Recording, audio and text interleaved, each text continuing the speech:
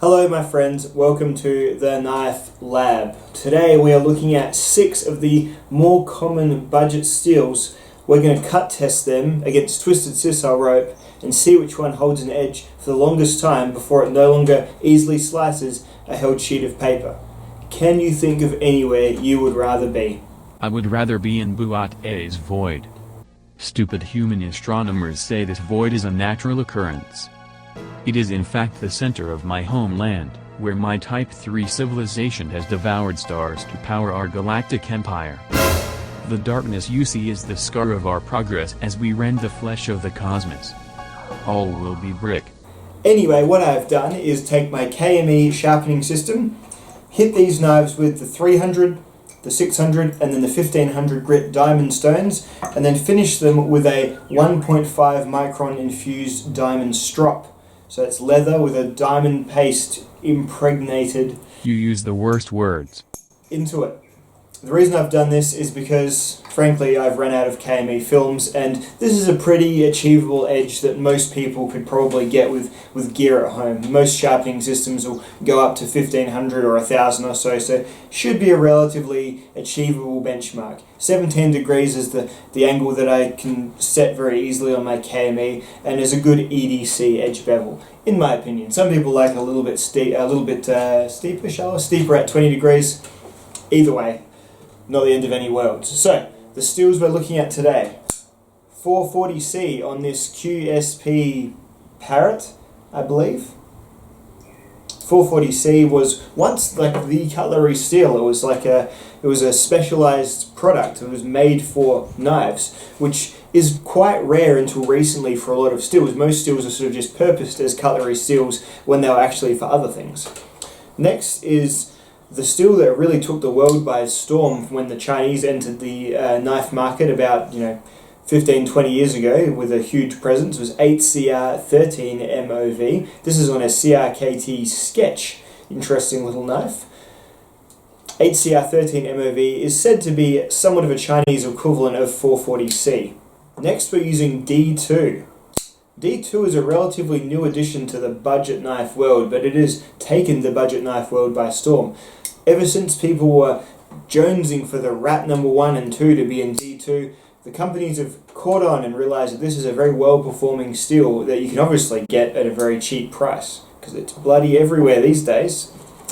Then is AUS 8. You don't see as much AUS 8 around anymore, but you do still see it on some of the SOGs, and on this is the K-Bar Dozier folding hunting knife.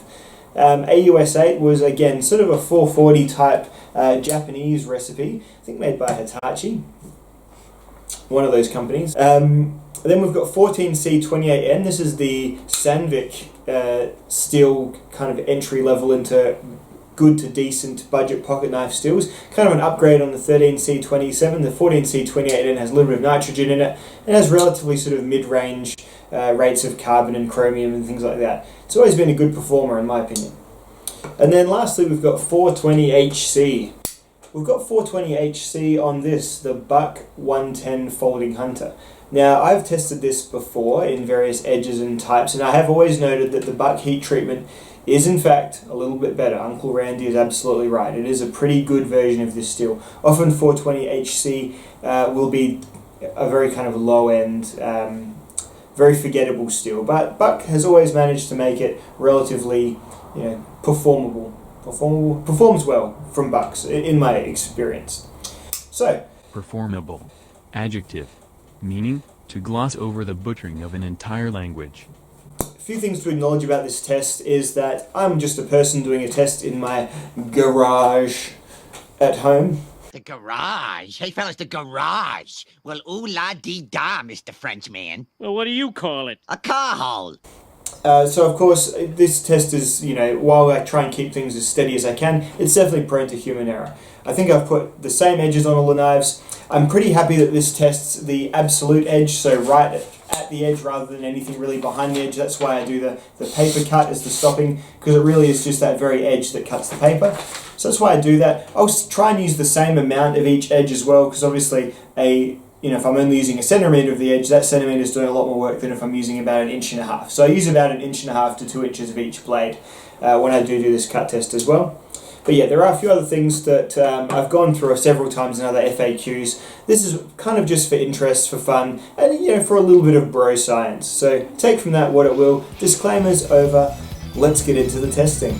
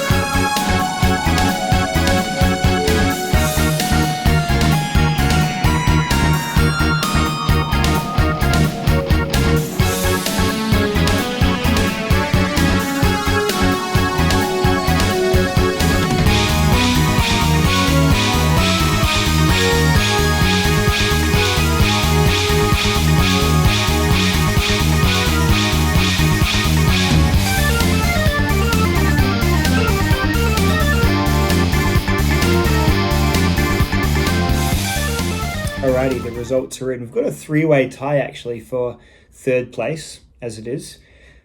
8CR13 MOV and AUS8 and 440C all got the same, 150 passes before they began to hiccup on the paper. So that's understandable for these two. These are very similar steels. I misspoke earlier. These are actually analogous to the 440A series sort of steels. 440C's got a bit more carbon in it, and I think it's kind of underperformed here just a little bit. 440C should be about VG10 level, even a little bit more, depending on, it's a bit of a looser steel in terms of exact carbon contents, nailing that down, but it's usually got over 1% carbon in it. So don't know, a bit interesting. Could just be a bit softer. Could just be not treated as well. Could just be because I'm a complete mong in my shed. Finally, the Knife Lab gets real results. Shut up, Ricky. Secondly was the 420 HC on the Buck 110. This cut the rope 175 times. Very cool. It's always performed really well for me for such a kind of, does it get more basic than 420 HC? I mean, apart from just 400 series stainless, whatever. So yeah, they always do a pretty good job with it. So it's kind of continuing that trend, which is not surprising. Then next up was the 14C28N, which again, kind of on paper it shouldn't perform this well. On paper it's lower carbon. It's got a bit of nitrogen in it, but my and a lot of collective experiences are very similar. So this cut 225 times through the rope before it no longer easily sliced a held sheet of paper. So yeah, there's something about how it's prepared, how it's put together. Maybe it just holds an edge better against rough fibrous materials. Who knows? But always have positive experiences with this steel here. So very cool. And then lastly, cutting it 315 times was D2 steel. Not particularly surprising. It's got a lot of carbon in it. D2 is, this was once seen as almost a super steel. Like you'd be getting, some custom makers still prefer D2 as their steel of choice. Bob Dozier, Browse blades are often still D2. So it's just interesting to see it becoming such a budget steel so rapidly because it's got a lot of good stuff in it. It's just not a powder metal. So it just doesn't have that extra layer of expense, I suppose, of process, because they seem to get it for cheap and in vast amounts. So there you go.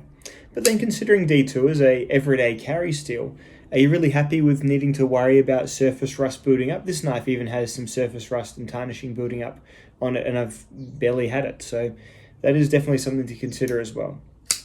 That's the results anyway, my friends. I hope you've enjoyed seeing this little test. Look, there's other steels in the budget, I'm sure, that I could do. Just don't have them here at the moment. So I'd love to revisit BD1, BD1N, 4116. Maybe I'll put some Victorinox steel on it again. Same edge, maybe the 17 degree, 1500 degree, then stropped. Definitely room for that in the future, no doubt. Just it's a lot of work and a bit sore on the old arm sometimes.